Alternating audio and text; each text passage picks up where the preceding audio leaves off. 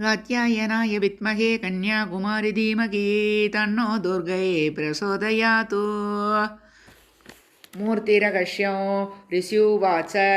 नन्द भगवती नाम या भविष्यति नन्दजा सास्तुता पूजिता ध्याता वशी गुर्या जगत्त्रयं कनकोत्तमकान्ती सा सुकान्ती कनकाम्बरा देवी कनकवर्णाभा कनकोत्तमभूषणा कमलाङ्कुचपासाब्जैरलङ्कृतचतुर्भुजा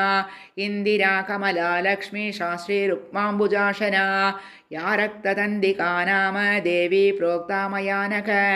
दर्श्यास्वरूपं वक्ष्यामि शृणु सर्वाभयाभगं रक्ताम्बरा रक्तवर्णा रक्तसर्वाङ्गभूषणा रक्तायुता रक्तनेत्रा रक्तकेशादिभीषणा रक्तधिष्णा नकारक्तदशना रक्ततन्दिका पदिं नारी वाणुरक्ता देवी भक्तं भजे जनं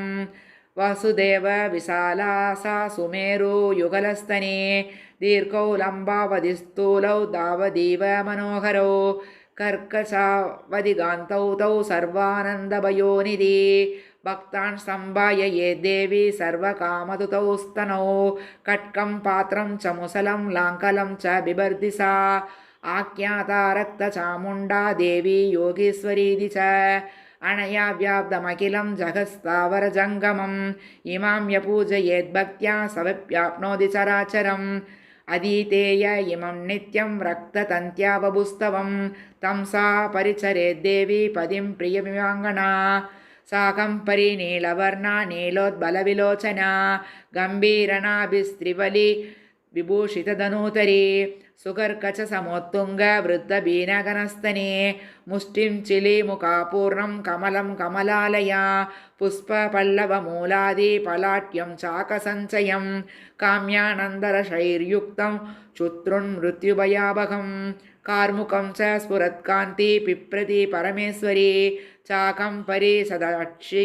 सा सैव दुर्गा प्रकीर्तिता विशोकादुष्टतमने चमने दुरितापताम् उमा गौरी सदी चण्डी कालिका साभि पार्वती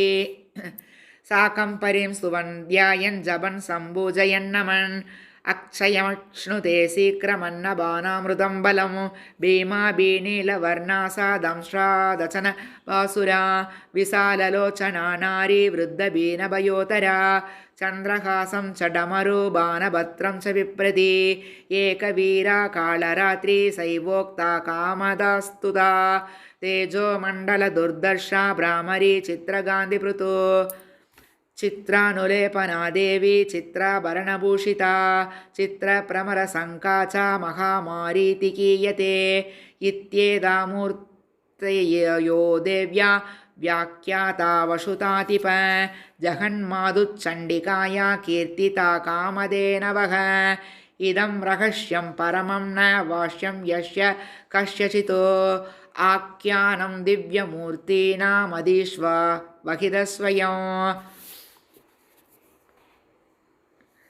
पाठमात्रेण मन्त्राणां मुच्यते सर्वकिल्पिषैः देव्या ध्यानं दवाख्यातं गुह्यात् गुह्यतरं महतो तस्मात् सर्वप्रयत्नेन सर्वकामबलप्रदं सर्वरूपमयी देवी सर्वं देवीमयं जगतो अदोहं विश्वरूपां तां नमामि परमेश्वरीम् इति मूर्तिरहस्यं सम्पूर्णम्।